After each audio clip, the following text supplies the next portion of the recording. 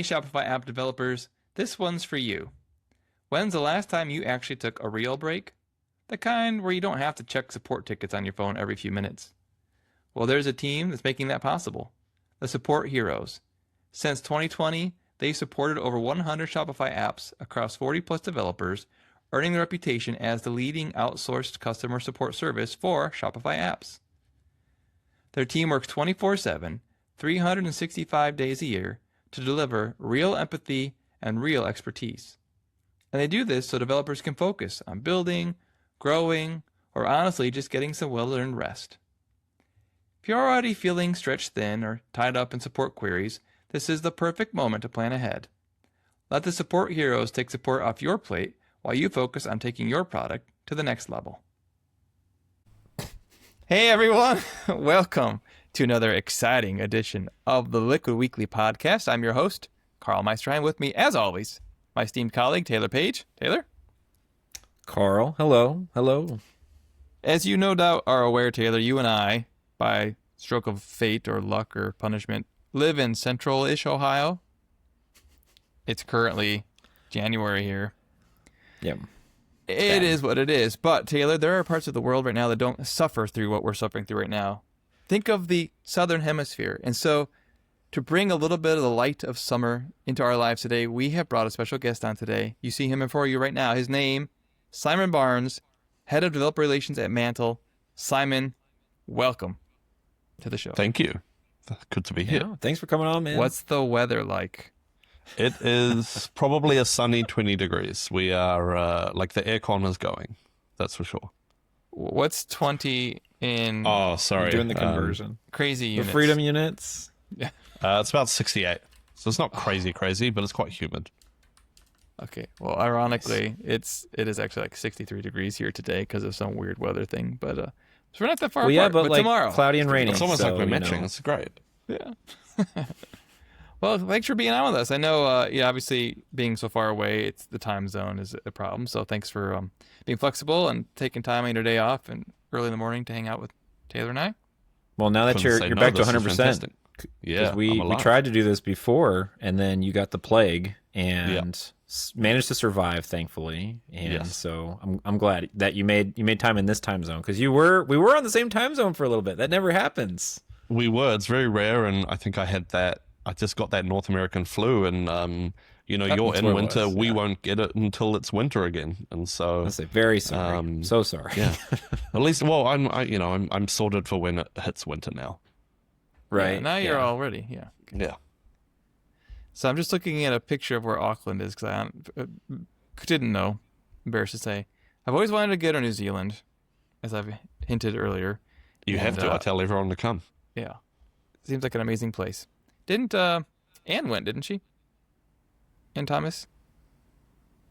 Okay, I'm getting a bunch of blank stares. Did she Hopefully stop? Anne Did went. she stop by in the country, Simon? Did she ask if it was okay? Or I'll have to. I'll all the have to people check with visiting. immigration. I don't know. ask them. And probably had and Trudy both are like world traveler. Like they're always like traveling. Like I'll ask them what they're doing. And but no, I've had like several people I know. One of my main leads at a plus brand that I work with, like they were just like, we're just moving to New Zealand. I was like, what? Like you guys are based out of like Wisconsin and you're moving to New Zealand. And so they just picked up and moved there, and which is really cool in this time, and they love it down there. So it's supposed to be a really amazing place. So I'd love to visit they made there the one right day, too. choice. So Right? When I was in university, or uni, as you guys like to call it, yes, there was a man that worked in the IT department at the university that moved to New Zealand. His name was Dan. Do you know Dan?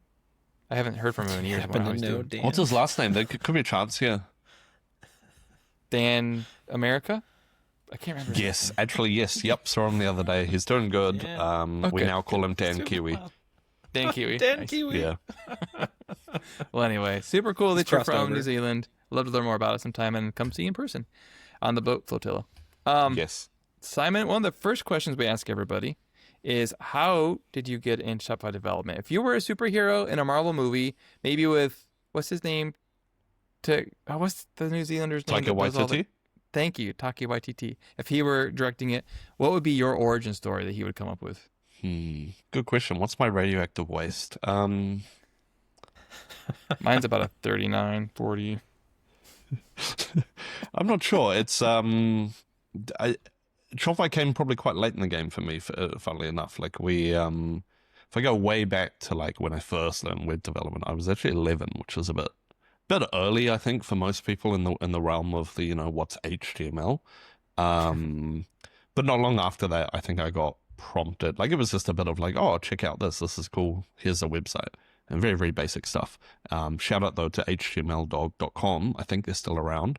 That's where I learned the majority of my HTML back then. And from there, it was like, I think a year or two later, I had a friend who was building stuff in Dreamweaver of all things. And I just started bug fixing for him. And he just kept building sites. And so I think I got my roots in bug fixing, which is huge, I think, personally. I think that's changed a lot of how you approach things. You start learning a lot of the niche, a lot of the weird as to how the browser works, how it responds, especially back then. And then from there, coming to high school, I got the opportunity to do programming towards my later years. And we're doing Python, and that's where I got into more of a serious thing, and straight into uni. And funnily enough, first year of uni, I sat down with a friend, and we'd friend had just worked for a digital agency over here in the marketing side. I'd been bug fixing and building websites for people for I don't know how many years at that point. And we just were 18, naive, and was like, we can start an agency. We can do that, sure. And so that was the beginning of, at the time it was Made and Bound, soon to be Alley-Oop by a couple of years ago. I think we rebranded, but then that was the start of our agency life. And majority of our clients at that point were actually hospo, and so I wasn't even doing a lot of coding and a lot of web stuff. It was actually just marketing and content creation.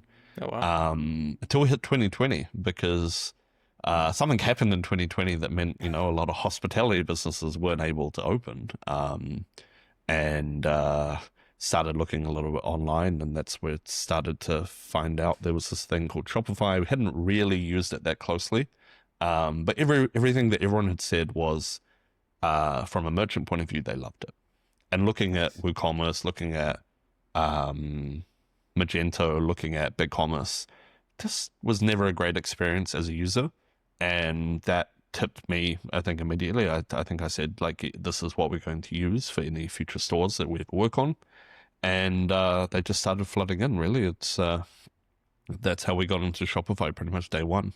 And from there, I think the next key milestone was actually Shopify apps. I was super against doing them, mostly because pre-2020 and 2020-ish, the docs on Shopify were circular is probably the nicest way I can say it, in that you do the get started building a Shopify app, you get to the bottom and it say, cool, now go to this page. You get to the bottom of the next page and it says, cool, go to this page, and it takes you back to the beginning. And so you sort of end up like a little bit lost if you're new to that realm, especially, by that point, everyone's talking about serverless. Everyone's talking about that being the way forwards. And the last time I had worked in the software engineering space, it was .NET MVC, and it was a single server. It was very, very far from what I was used to. And that's where 2022, I guess, came along. And so we found an app called Gadget, and they helped us build Shopify apps. And then within 6 months, we were 50% themes, 50% Shopify. Interesting. And then that's how we came to be at pre-editions, and then editions. And that's how we came to meet both of you, I think, at some point. There's a pre-editions? Oh, you're talking about this last year? This is last year, 2024 last year, yep. Was pre-editions, an event that Gadget and these really cool people called Mantle had put on. And that's where we got to meet these people in real life. At this point, we were building public apps for merchants or clients, I guess, at that point. And and then early last year, I decided to make the switch. My business partner's still running Alley-Oop and still kicking, still doing some great things. But I made the switch and ended up joining Mantle. Wow. And that's amazing. Here we are. So did you do that? Huge. Mm-hmm. Yeah, because you talked to them at pre-editions, which I wasn't at that one, apparently. I don't remember being there. And that just kind of led one thing led to another, or had you been sort of talking to one another along the way? It's a great question. We'd always been talking. I think we were big users. The minute I found out Mantle existed, my brain sort of exploded a little bit. One thing I hope you both are the same in this, but like I would agree that developers and engineers tend to be fairly lazy, but in a good way. We don't want to repeat ourselves. It's the classic, I will spend 12 hours automating the 5-minute task that I will probably never do again, but at least I automated it. And so for us, finding out there was this platform where we could let our clients manage their billing and manage their payments without us needing to get involved ever again from a code point of view, it was tick boxes everywhere for me. And so, yeah, we're very close. We've got along quite well, I think, and we were, always connected. And so when the opportunity arose on both sides, just felt right. So obviously you work at Mantle now, but for those that aren't particularly familiar with the value proposition of Mantle as it stands today, because it's also evolved over the years, give us just some context about what Mantle is and how it's helpful for developers. Sure thing. Mantle is a revenue operations platform, but I would describe it as your entire back office as a Shopify app.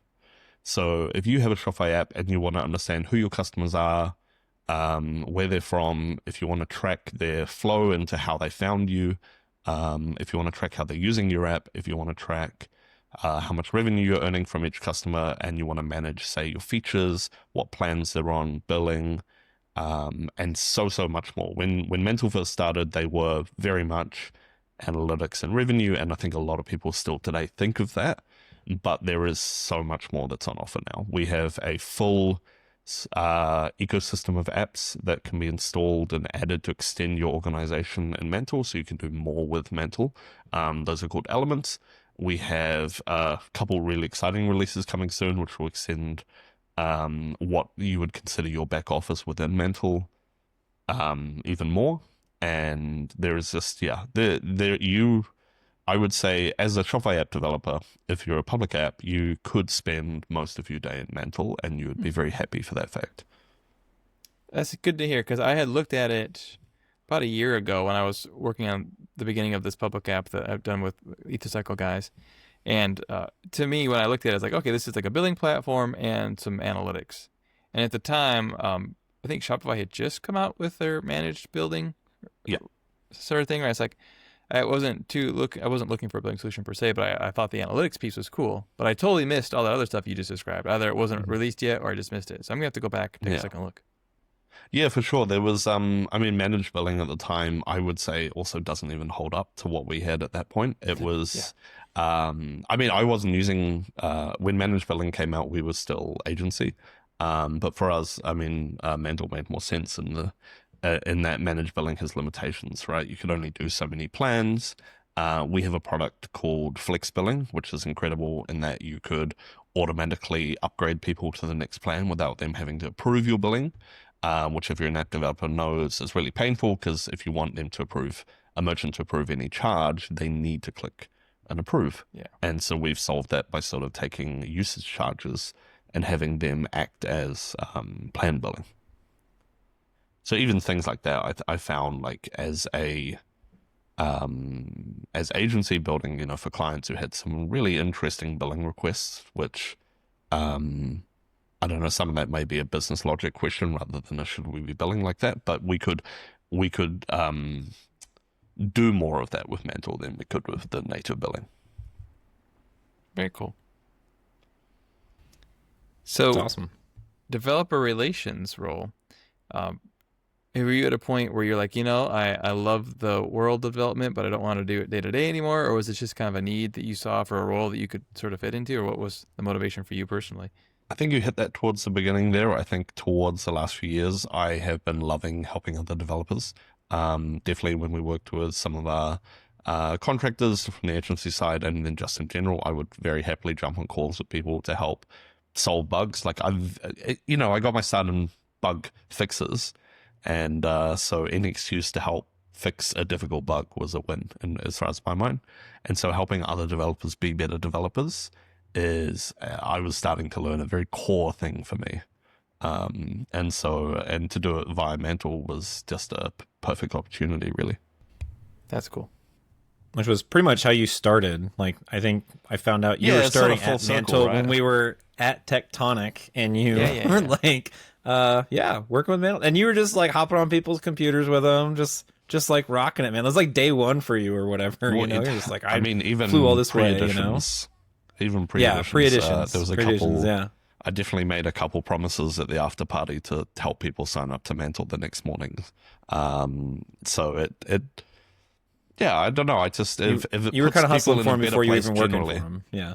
Mm-hmm. Yeah, I Right. mean, look, if you have a good product, I'll happily support it, and if it will save someone else time, why not? Like, it's there was a big thing for us as an agency, knowing that we have a voice and we have some authority, which is, even if we do get referrals, that's not why we're recommending things. We're recommending things because we love either the team or the product or how it works, or we know it will change your life.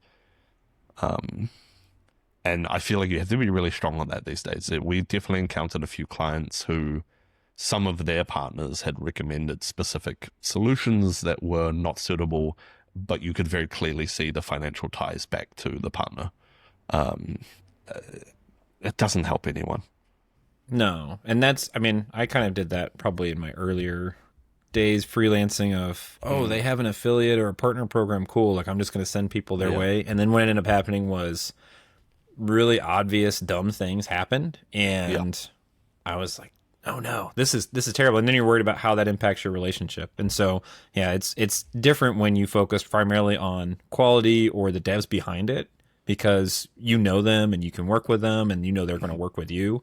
It's way easier to refer those people. Like, and then when if they have partner programs, affiliate programs, great. But like, that's not the most important thing. It's the quality and preserving the relationship when you're in services, 100%. Exactly. It should be the added benefit, not the reason. And I know that gets tougher as you get bigger. I definitely have chatted to agencies who are quite big, and you look at their partner revenue and they make almost as much as they could from a couple clients, just in recurring sort of payments. And so it's a really tough thing to draw the line on, but I think it's really important to do, because one bad sort of piece of trust spreads a lot further. And you can't do that. You really have to be very careful about what you're recommending, why you're recommending it. And if you are doing it for revenue, like, tell people. I don't see a problem in it necessarily, but at least tell people that that's the case. Yeah. That's usually how I lead with that convo, is like, hey, you can sign up at this link and that helps me out too. But also, like, I know the dev and I can get them in Slack if there's a problem. That's usually a huge one, the right? Conversation.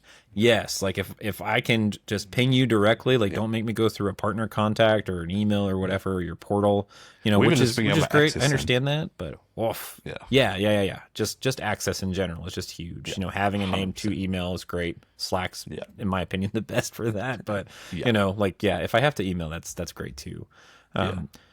So definitely important as far as, like, you've obviously got tons of that agency experience and then moved over now, so you really understand and get it from the developer relations side of things. Of this is what you do. So, like, all those firsthand problems, and so and part of that, like, probably part of that trust too, because, like, the Mantle guys are all like ex Shopify dudes. Yeah, I mean, so these are people who know what they're talking about.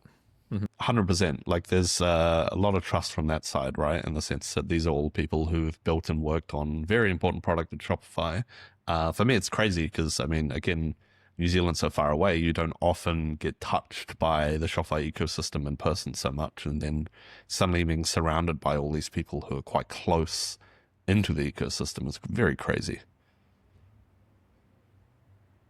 Yeah, it's a cool space to be in. It's very for cool. that. I think it's a fantastic ecosystem to be in, though, right? Yeah, it's very like it. very good ecosystem, and it's helpful that like all these people. So and this makes sense. Like, some of the, like, you were talking about, I didn't realize that about you too, that you had a little bit of the marketing background and stuff or whatever. It's just like, because you're great at the dev stuff too, but, like, you're just a lot of fun to talk to. So, like, it makes perfect sense why you're good with people. So that's that part of things, and I think we could probably talk about agency and dev stuff all day, like, pretty easily. But I know we're excited too. Like, we kind of have this high level overview of, like, what Mantle is, and y'all have some cool stuff coming out too that we kind of wanted to talk about, because it would be kind of exciting too for people that are using Mantle. Because I know a lot of devs that are using Mantle, like, too. So yeah, for sure. I don't know where you want to start there. Yeah, I mean, I guess if you look back in our history, and I've been on the receiving end on this because I was agency side at this point, but that Mantle, we had two drops. We had Seismic Volume 1 and Seismic Volume 2, where we announced some pretty major pieces of product. I can't remember quite off the top of my head the order in which we dropped things, but Volume 1 we announced, I believe we announced email for Shopify apps, which is huge. You can now send email in line, and then alongside that, a version of Flow, where you can then create actions and flows based and hooked into email and all these other things. And then not long after that, I think probably 3 or 4 months later, which just is insane, the speed at which Mantle can ship things sometimes, we released a Christmas Seismic Volume 2, and that was, I believe, Elements. At the time, we called them extensions. Now we've rebranded. We're now calling them Elements, which was a way to extend the Mantle platform by anyone. So it's effectively building an app for Mantle so that other organizations and other Shopify app developers can take advantage of the power of your app, for example. And we have a couple in there now. Conversion Sync is one example. They help tie the gap in between conversions with your Shopify app listing and your Google ads and your Meta ads. And so you can actually see those conversions pay off in that full marketing cycle. This has been really exciting. That's awesome. So this is for people who are they're running their own Shopify app and they're using Mantle, and now there are extensions that other app devs who are building tools for app devs, they can now take advantage of that basically, and it lives all within like their Mantle dashboard or whatever. Exactly, yeah. And so there's we have sort of 4 or 5 elements at the moment on the store. We have a couple more coming. I believe you're building one too, Taylor. We're going to see one soon. And that's it's going to be really exciting, I think, to see like more and more grow and help people as they find. I mean, app devs, you'll have the same challenges really, and I think it's a really interesting opportunity for one app dev to say, well, I have this challenge, I think other people do too. How can I help maybe solve this in a way that makes sense for everyone else? That's awesome. Are there spaces that you're hoping maybe that you know that there aren't currently extensions, but you're hoping people kind of step up and build some extensions or kind of plug in some of those gaps there? Yes and no. Like I think that's one side is that you could build an element and have it plug a gap that maybe we haven't served yet. But as far as like what people build, I'm very excited to chat to everyone and anyone at this point. I'm chatting to anyone who wants to build an element because I'm really excited to see what they're building to help other app devs. So we just gonna gloss over the Taylor's building an element thing, or is that not up for grabs? It's totally up for grabs. It's up to Taylor. No, it's totally up for. Well, so working with Simon a lot on he's holding my hand and helping me build an element with shopinfo.app. So that's nice. Basically what we're looking at. So trying to find those spaces so people that are building for other app devs, other developers, like trying to find ways where like we can make connections to like be helpful in that space. And so that's the next extension that I was trying to look at, especially when Simon started talking about these elements and stuff or whatever. So really exciting for that space, just because like I said, like Mantle has a fantastic reputation and lots of people love using them. And so that was a easy, like, oh yeah, like tell me how I can make this work, dude. Yeah, no, I mean, look, cool, people Taylor. are already using Shop Info for that. They're just doing it themselves, right? Like, we have an API, like basically, I say we, like me. There's an API, me and Claude. That's basically the we there. That's everybody's a small agency now. But there's an API, so the idea would be like this just makes it easier, stuff that can obviously live in there, and then building in some key like Mantle only type features that would just make sense for app devs specifically. Because I mean, shopinfo.app is a little bit broader with the web app, where it's appealing to agencies and devs, but also like merchants. So this would be more specific functionality, just specific to app devs, where that can be useful. That's super cool. Way to go, Taylor. Keeping very the secret exciting from me. Yeah. Simon, I'm not the world's smartest guy, but I'm looking at the Hey Mantle website and I don't see anything on it about elements. Is that because this is too early or like, It's we released it quite quietly when we first released okay, it, but we have a whole lot more coming. A lot of it lives on our developer docs at the moment. But there is more coming for sure. okay.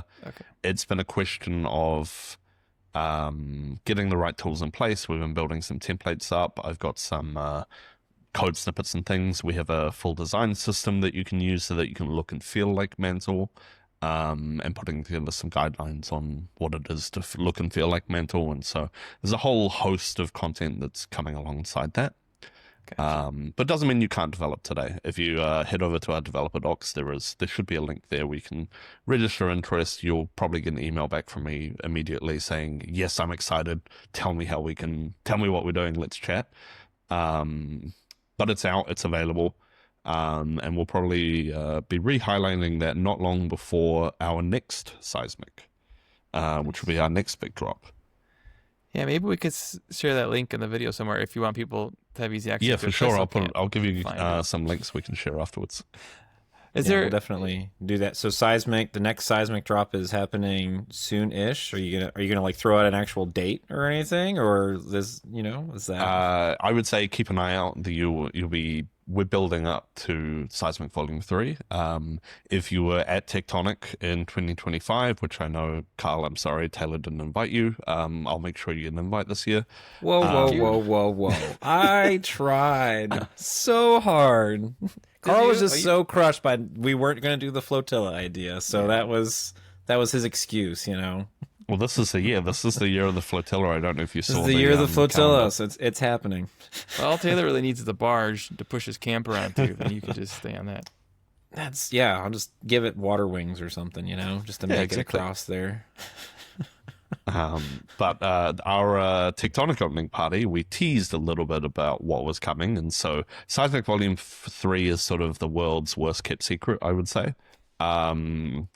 In that, like every event that we've attended since, someone will ask us about one of the features we slightly teased, and so our two big features, which extremely excited about, is our sales product, which is sort of sales CRM, and help desk, which will be there to help Shopify apps have a far more embedded support and ticket experience. Interesting. Which I think people are super excited about. I obviously do not run a public app yet. It's always like I'm going to do it this year kind of type thing. It just doesn't happen. I even spun up like the dev docs and was doing the whole like going through the steps again just to like start brushing up. And I'm like, all right, this is going to happen. Yeah. But I hear about that a lot. Like the help desk type software and all this other stuff, whatever, just always a thing between either so-and-so super expensive or so-and-so super slow or whatever kind of type thing. And it doesn't make sense a lot of times for like a solo or even like a non-enterprise type solution or whatever. So I think people are really, really excited for that set of features specifically, for sure. 100%, I would agree. I recently got the opportunity to go attend ShopQuest last year, which was fantastic. And everyone we spoke to, first question was, first thing they say is, we use X for our support and ticketing, but we don't love it. Or we use Y for our support and ticketing, but doesn't integrate that well with Shopify. And so everyone's making these concessions. And I don't know, it's just a really strong thing for us, which is like, why are people making concessions? You have your data, you have everything there. Why not keep it in the same place? I'm very big on use Mantle as your source of truth. Like you already have your customers in there, your revenues in there. You can add custom data. You can decorate your customers with all the information you might need. You can manage your features. You can do all this stuff here. Keep it in the same place. I mean, it's sort of a bit crazy for me to say that, given I normally have 1,000 tabs open, but like keep it in one tab, Yeah. Yeah. The golden goose of like the platform that actually does all the things for you. That's what everybody's wanting instead of cobbling 18 million things together or whatever. So that's exactly. Awesome. And I think it's a big piece about, we are your back office. Like we are there to help you manage in, the same way that Shopify is a merchant's back office. We are your back office. We'll help you manage your entire Shopify app business, which is, I think it's really exciting for big teams and who have a lot of established support practices in place. But I think it's just as exciting for founders who get spread thin because they're jumping around too much. And this just gives them one central place to focus. They can see sort of their growth metrics. They can see what they're tracking, and they can deal with their customers directly, which I think is huge. So, Simon, you have to forgive me. I'm struggling to find much information about this. I would be interested in hearing more about some of the technical details that go into participating in the Elements program, like uh, coding environments, sure. SDKs, or that kind of stuff. Would you like to Yeah. speak to that, or is that premature? No, I can give you. So we have two templates that are out in the world right now. If you want to build elements, one is hosted on Gadget, and one is a Next.js template. That doesn't have to be your limiter. We have effectively a core API, and we run with. At this stage now, we use managed installs. So very similar to the Shopify app building experience.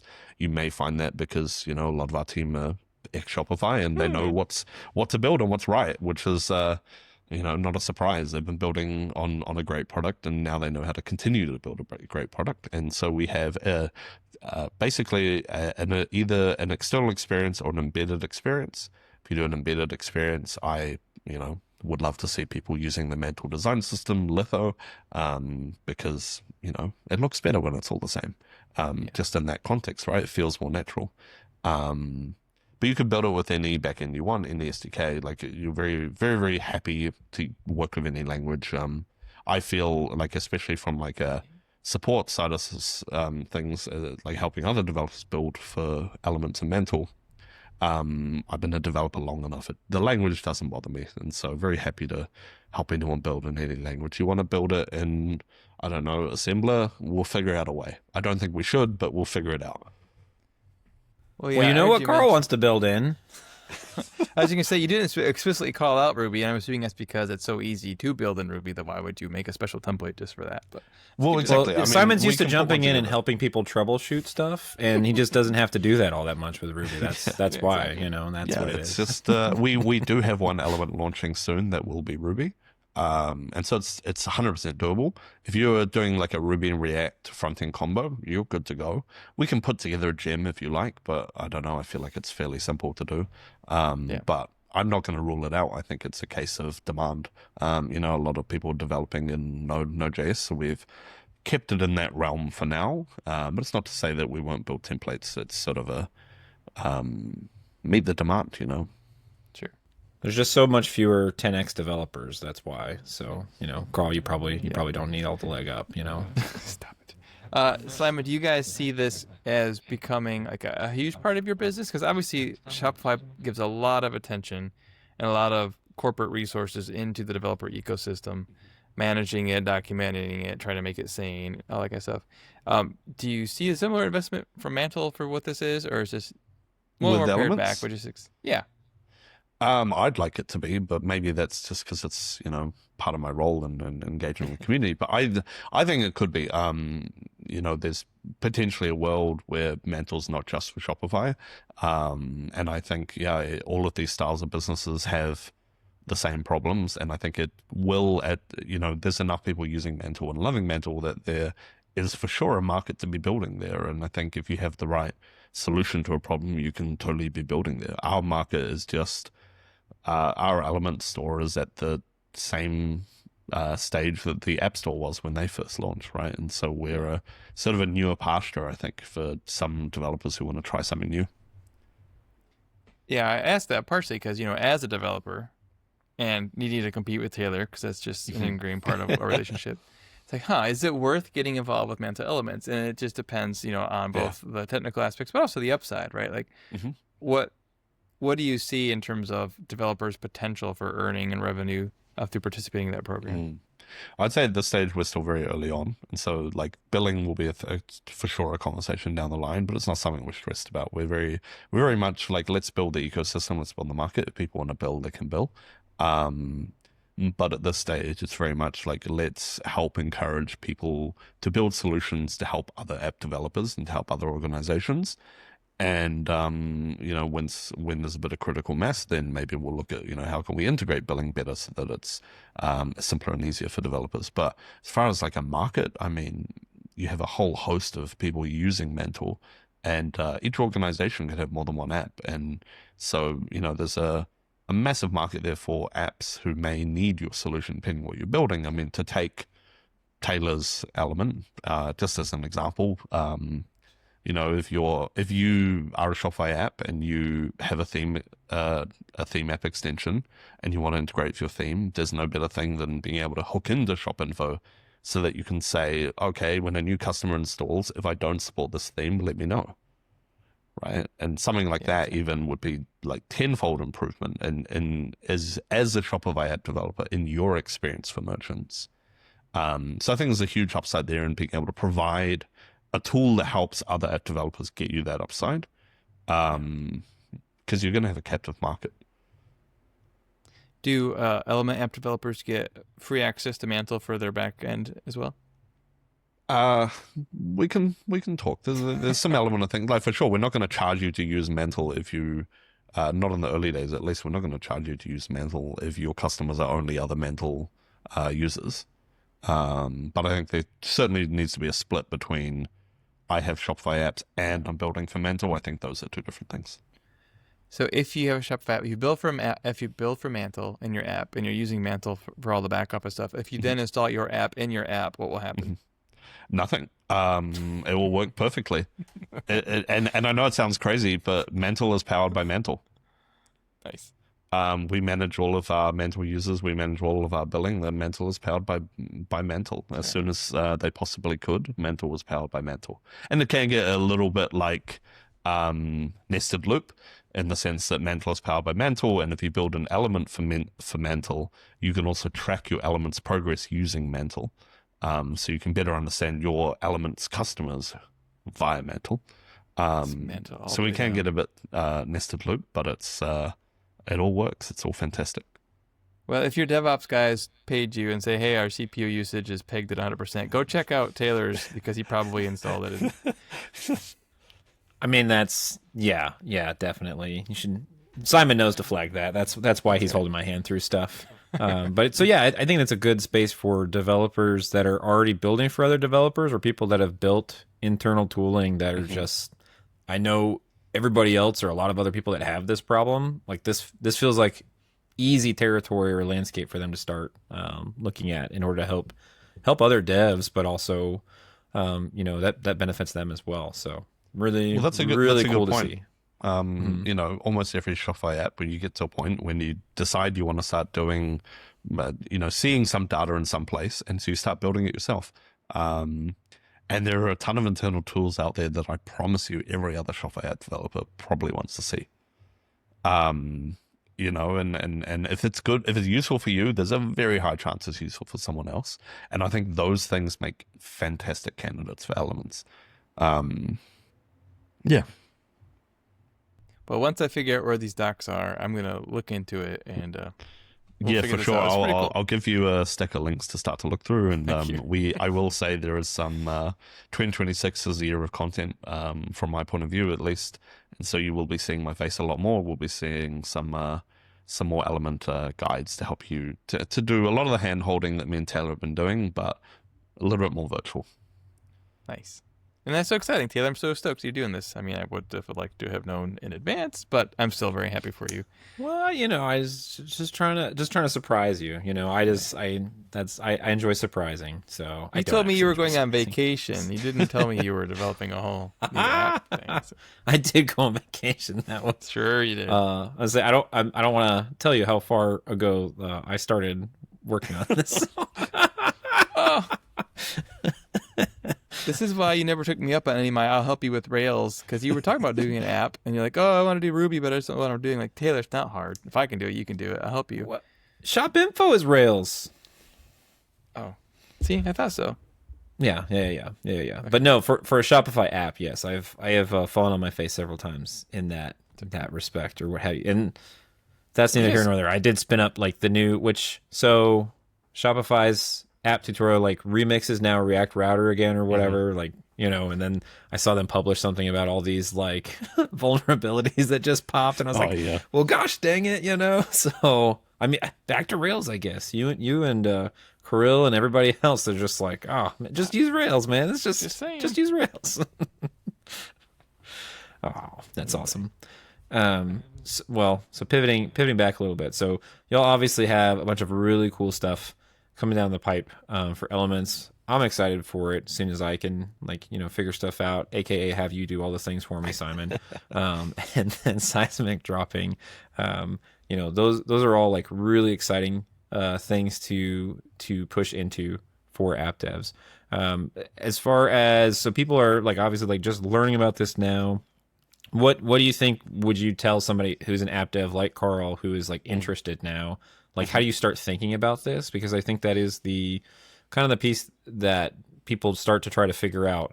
Anytime there's something new, it's like, well, what's the, at least the way that I usually frame it, the mental model that I have to start building out to like think about this, because once you think about it properly, then things start popping up of like, oh, this is how I could use this.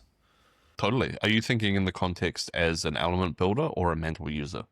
Because I have two different answers for that. I think you could talk about both, because Okay. I think like obviously, Mantle users are going to need to like obviously know, and there's a lot of app devs, but for the people that are building these, I think there's a lot of crossover, right? I think a lot of Mantle users will become element builders, right? I'd like to hope so. I think that certainly if you're new to the world of Mantle, I think the first thing you can do is literally connect it to your partner account. That alone can give you a load of insights as to your billing, where things are coming from, some of your customers, and that's your bare minimum. If you're a Shopify app developer tomorrow, never heard of Mantle, you could do that. Just give it a second and just see what that does for you, and I think you may find some interesting insights. Your level up moment there is when you start to identify apps, which is sort of telling Mantle about who those apps are when they install and providing a little bit more info from your database side. If you then include an access token, we can get into enabling things like billing and enriching your data a little bit more with some of the things about the store and where they are, what they're doing, what they're paying you. Your next level up is integrating billing. And, with Mantle, you have two options. You either have do it yourself with components, or we have some pre-made React Polaris components that you can use. And that hooks into our APIs, and or hosted billing. And hosted billing is almost a one drop-in link that you redirect your user to. It looks like a Polaris card page, has all of your plans. And now that you've already told Mantle about your customers, you can tag them, you can create plans specifically for one customer, so that merchant will be the only one who ever sees that plan. So you can start to do some real custom things. You can do things based on tag, based on say they filled out a form, you could auto tag them, so then they're your special like Black Friday discount. That's your next level up. Your next level up on top of that is to start getting to flows and email. You start using flows and email to better contact and get in touch with those merchants. Flows to then decide when to trigger those emails, do those on key actions, right? Which at the same level, I'd say usage events is in that realm. So integrating usage events into your app, which is effectively telling Mantle when something important happens that you care about and you want to measure or track. You could use this to bill if you wanted to do percentage billing, say, per number of orders. But you could also use this to trigger things. And so, when someone completes onboarding, send them an email, say, hey, I've seen you complete onboarding. If someone hasn't completed onboarding, do the same thing. Now, what I would say is my to the side level up, and it's something I think I remember chatting with you, Taylor, about, and it was after editions, I think at the Shopify office party in 2024, we were talking about being very, very niche on things. And one of those sort of side adventures, side quests, I'll call them, when you've hit that level of using Mantle, I think, is taking advantage of knowing what industry a merchant is in and using that to customize your emails. You have a fashion animal. I just read party animal on the screen there. You have a... Karl, you're distracting him. I love it. I was going to say, so you have a fashion store install, send them a fashion-related email, with fashion case studies and fashion insights and how they can use your app best. If you have a fence store install, which is what me and Taylor were talking about back then, show them fence-related case studies and so on. And so that's your sort of what I would call your next deepening of using Mantle. And the level ups just keep going, right? Take advantage of every feature that exists. Soon to be with Seismic Volume 3, you may want to integrate your support email and chats. You may want to integrate your sort of sales pipeline and lead generation things there. And so the whole host of things that I would say will continue to level up yourself as an app developer. Now, knowing all of that, knowing all about those surfaces, you start to think, if you want to become an element builder, well, how could I maybe enrich one of these? How could I maybe hook into Mantle Flow so that I can go do something with some data about a customer and then return back a score? Maybe you're giving them, I don't know, like a risk score of uninstalling, or you're giving them like a trust score or likelihood to review, or I don't know. I'm sort of coming up a little bit blank there, but you start to look at surfaces as to how you're using the app, and you can start to think, well, I think other people might use it like this too. And I think that's the awesome. sort of, the mental model. I think the key thing to think of there is, every organization who uses Mantle can have one or more apps. And so you're not limited and dig to into thinking... I was gonna say, like, so dig into like the existing like features kind of type For thing, sure. and then figuring out like how can you go further. So it's almost like what I'm hearing or thinking of is almost like when Shopify builds apps or they have certain things. It's like this is the bare minimum, and like how can you build on top of this, or how can you make this better, kind of type thing. That's almost the same kind of feeling that I get when you're talking about that. Yeah, I would say so. And I think even thinking of like admin extensions is probably a really nice comparison at the time, in that you now had this way in the Shopify admin to surface data from your app that could be useful for that user, for that merchant at that time in that place. And I think there's an opportunity to do the same thing with Mantle Elements, in that you may have some information that you generate with the whatever it is you know about the app or the customers that they have, and surface at the right time and the right place for that merchant, for that Mantle user. And so, I don't know, there's a lot of exciting things you can do. It's a really a question of where can you almost accent what exists already exists on Mantle, or where can you insert your value if you have an existing service. Thinking in the case of, say, Shop Info, you already exist. You're already helping people identify the themes of stores. How could you do that in a Shopify app context? Like, how might a Shopify app developer take advantage of that service? Right. Yeah. That's awesome. Does that answer the question? It does, yeah. I think as far as like I said, like the mental model, it's like it's almost akin to like how I think of Shopify in that instance of just so getting familiar with or good at like what are the features that currently exist and the problems that exist kind of as an extension of those features, and how can I make that somebody's life a little bit easier, a little bit better. And whether that's looking at your own internal thing. So if we're using Shop Info as like the example, when I'm working with themes, and then knowing like also other app devs, like it's helpful for them to know if they touch the store at all on the storefront. It's helpful in a lot of instances to know what theme it is in case they know there are specific conflicts. And so that's kind of where a lot of that came out of, was instead of just like using that as an internal tool, making that more widely available. So yeah, makes tons of sense. Well, I know I have a lot to look into yet here. Taylor, is there more, or Simon, that you guys want to make sure we cover before we transition to the changelog and then our third half? Well, I think that's it. I mean, keep an eye out. Seismic Volume 3 coming very, very, very soon. Keep an eye on. Won't commit to a date, but it's coming soon. I'm not going to commit to a date because I think there's a lot to come and there's a lot to announce. And so, but it is coming soon. And no doubt if Shopify Editions in person gets announced, you'll probably hear about Tectonic 2026 Flotilla Edition. That's right. The Flotilla may Edition, or may not yes. be a Ruby gem. Got it. Yeah. Which, for those of you that were not able to go to Tectonic, or chose not to go for various reasons, you need to go. Like that was, I think, when y'all sent out the survey, I think that was my feedback. Was it's wild to me that another company like Mantle or whatever can put on something that rivals almost, like as far as the quality and content of the talks and everything. Rivals like how editions.dev was. I mean, it was really, really good. It was very well done. So if you didn't make it in previous years, like I would highly encourage you to go. I did not regret attending at all, and I'm not even an app dev, guys. So it was great. I learned a lot. It was fantastic. So I will say I can take no credit. I was not involved with any of last year's planning. I sort of joined probably a week before, so I got to witness the chaos, but not be the causer of. But 100% from like when we were agency the year before, it was one of my favorite events of the year. Obviously, I'm a little bit more biased saying that now, but it's sort of a collation of people in the agency space, the app dev space, theme space, anyone who would be useful and interesting to people in Shopify ecosystem. We don't try to necessarily limit ourselves to just Shopify app devs. And that we try to get the whole ecosystem involved. And if you do want to see what you missed out, Karl, we do have the recordings available. And there's some really interesting talks.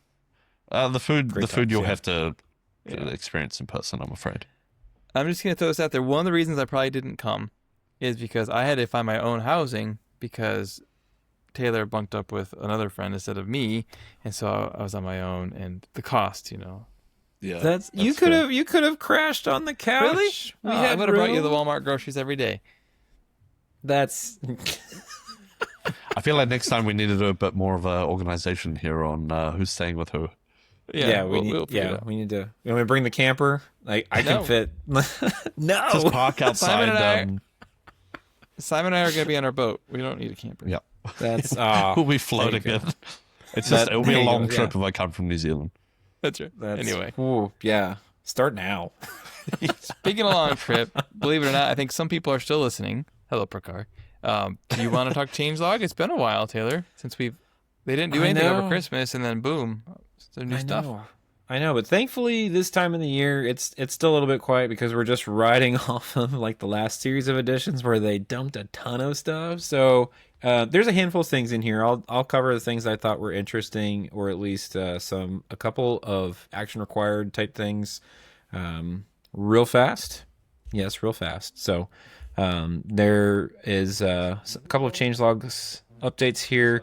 So subscription billing attempts throttling. So if y'all start to see this pop up, apparently now billing attempts will get throttled based on internal trust metrics to prevent abuse. So if all of a sudden you see something in there, you might need to keep an eye on that or reach out to support or something. So that is a new thing that is going to start happening. You'll get an actual throttled error code there. So pay attention to that in case you do see that. That's where that's coming from. And so another one, the orders or link requested webhook topics. So new webhook topic here. So when a customer visits an expired order status page and requests a new order link, you'll now get, there's a webhook for that. So that'll be really helpful. Get some information about the order object. So for those of you that are building in the order space, obviously super important information for you to know. A couple of these other real quick ones are action required, so real big heads up, but there's a deprecation of shop.billingaddress in favor of shop.shopaddress, so bear that in mind if you're using this with the admin API specifically. Just make sure to update that. And then there's also now the permit SKU sharing field from the fulfillment service has been removed, so stop using it. It's no longer there. So they're Shopify standardizing inventory behavior across fulfillment services, and so previously having permit SKU sharing was set to disabled would restrict inventory to a single location. So that's interesting. And basically the suggestion was that just didn't really make sense. So basically just remove any read writes for permit SKU sharing from your code, and you'll be fine. And lastly, not an action required, but just some new conversion metrics are being added. So conversion tracking fields have been added to Marketing Engagement Create. So just kind of more surface areas to help out with information about conversions, new fields for primary conversions, or basically tracking like a main conversion event in your apps. So purchases and signups. And then all conversions, in which case all conversion events are going to be captured through that. Be aware so that way you can start using that as needed there as well. And I'm sorry, not in your app. That's for Shopify marketing reports. My bad. Through the admin GraphQL API. So, and there you go. That's it. Try to keep it short and sweet. There's a couple more snuck in there. I was going to say, did you see the one about payouts? What? There's one There about was one, payouts. there was one just the other day. I got excited because it's something This is that Annoy embarrassing. does as an agency, for merchant payouts, not app devs. Merchant payouts now have bank references. And one thing we learned very early on working with merchants is that you don't mess with the finance person. And so for them to being able to better reconcile, I think is huge. Because some of the syncing apps were never on time. Ooh. Simon, I wasn't considering Well, interviewing finance. for someone to do the change log. I know But he's if you want crushing to it here. audition, I mean, Taylor, you gotta I'll try to find take it that up a notch. one. I don't know. I'll see if I can find that I dig up the link. I feel like I saw it yesterday. was that the dev change log or the general? I Probably guess that had to general. be dev though, yeah. It's, Well, no, it's merchant facing. So Oh, it's the merchant facing. Okay. yeah, so we don't do it's the those. merchant payouts. I don't know. I think it's very Okay. exciting. For anyone in the agency space who has merchants, tell their finance people. Good to know. Okay. That was day one. Oh, better way to match agency listing. Shopify payments payouts with That's bank the one. deposits. Bam. Okay, so this is I'm gonna have to start expanding. Simon's crushing it. He's Thanks, watching Simon. both change logs, man. I was gonna say, you both gotta change tell- logs. Tell your merchants this is day one agency learning. Don't mess with a finance person because they can derail everything last minute. If your merchant's gonna do some subscriptions that they think will work, and the finance person says no right before you launch, it adds a bit of stress for sure. And so keep an eye on what's available and keep the finance people happy. Hard-won lessons from Simon. Okay. Well, it is time for the third half of the show. My favorite half. Picks of the week. This is where we share something that's interesting to us. Could be about anything. We've all been prepared, but I will go first, just out of politeness. So my pick of the week is probably not a surprise. It's Omarchy. It's the, I guess you would call it, highly opinionated set of configuration for Arch Linux, for Wayland and Hyperland and all that kind of sort of stuff. And something DHH put together. Now, I know you're saying, Karl, you just like it because you like Ruby and Rails and DHH. Well, that's part of it for sure. But I also think it's really cool. It's got a really cool aesthetic. And so I messed around with it over break because I got my hands on an old Intel MacBook and was playing around with it. I have since moved it into a VM on my M4, whatever this one is. There's some teething issues there for sure, but it's a lot of fun. Reminds me of how much I used to love Linux back in the day. But also why I moved away from using it full time, because when you run into a problem, it just takes longer to figure out. But it's been fun. So Omarchy on Linux. Check it out. Nice. I've been too scared to make the plunge on my old Mac, so I'm it glad to runs hear so much that better. it's a pick.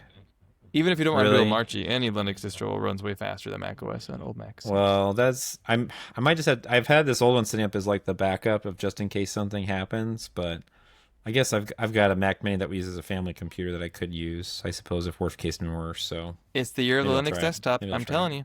I was going to say, what would you use that definitely needs Mac? If the worst case happened, right? You spend your time in VS Code or Cursor, I assume. Works on Linux. I used to use Pop! OS back in the day because my MacBook couldn't handle anything except video calls. So wow. Well, that's the other thing too, is when it gets so old, like you can't update it anyway. So the Yeah. Mac software that's on there is crap. So. I need to spend a weekend, and maybe this weekend, maybe I'll do it finally. Sounds good.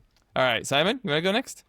yeah, sure. It was a bit of a tough one, but I've landed on niche Instagram accounts.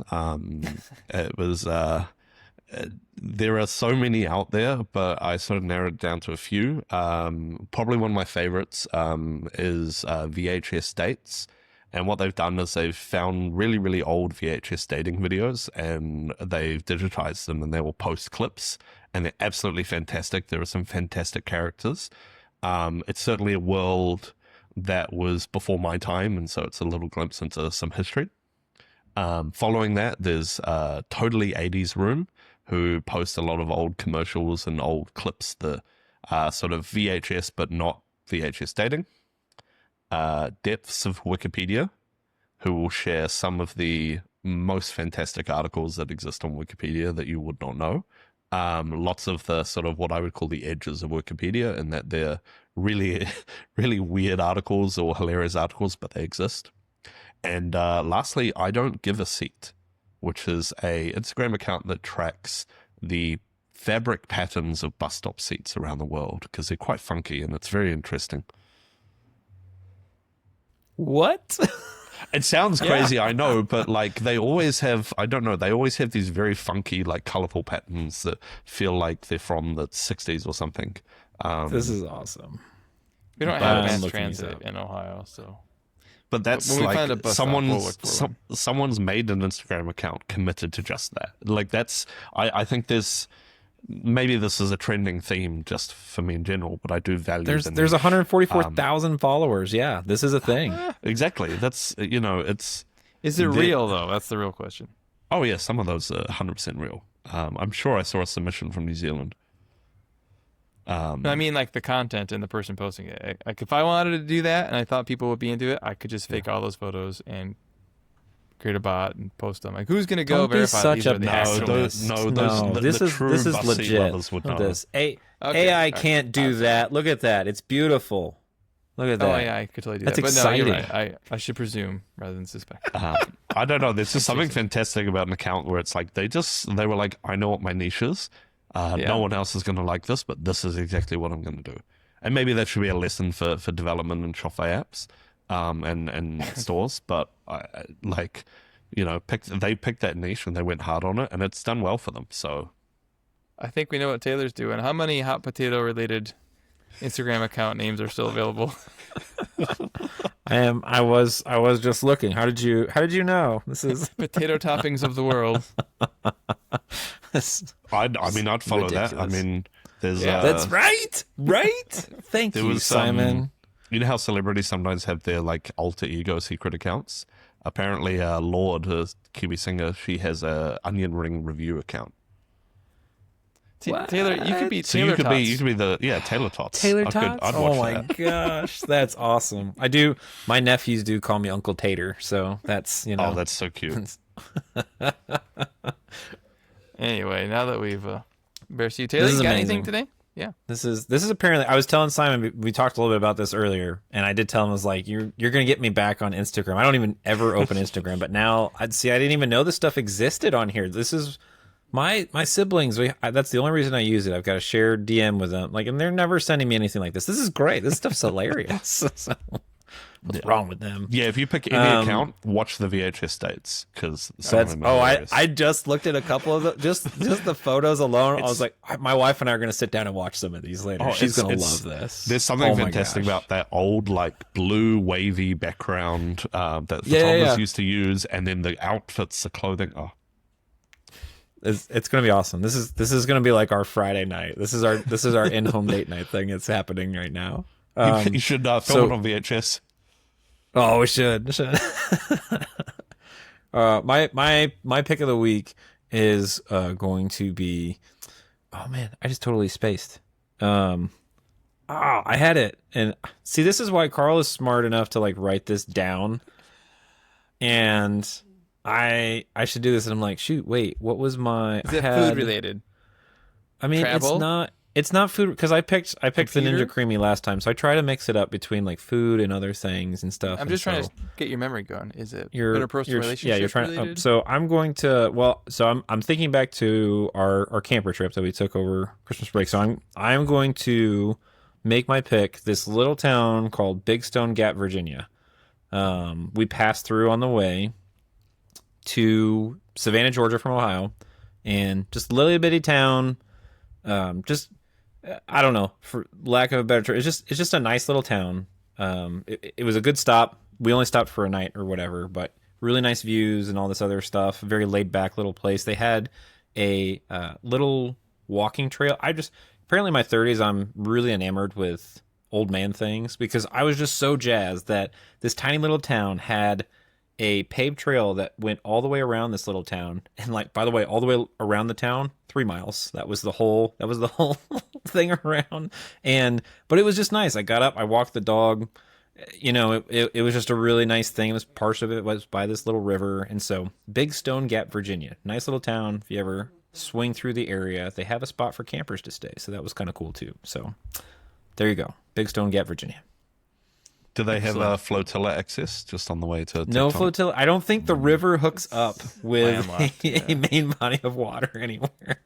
Maybe not then. Powell River or whatever it is. I can't remember what the name of the river is, but yeah, itty bitty little town. Well, I know it's hard to believe, but we've done it, and you have wasted another perfectly good hour you could have spent in directing Claude to build something for you, listening to the Liquid Weekly podcast. Thanks so much for joining us, Simon. It was a pleasure. I can't wait to come visit you, and I'll see you hopefully this spring. Taylor, as always, and we'll see you guys in the next one. Have a great day. All right. Bye, guys.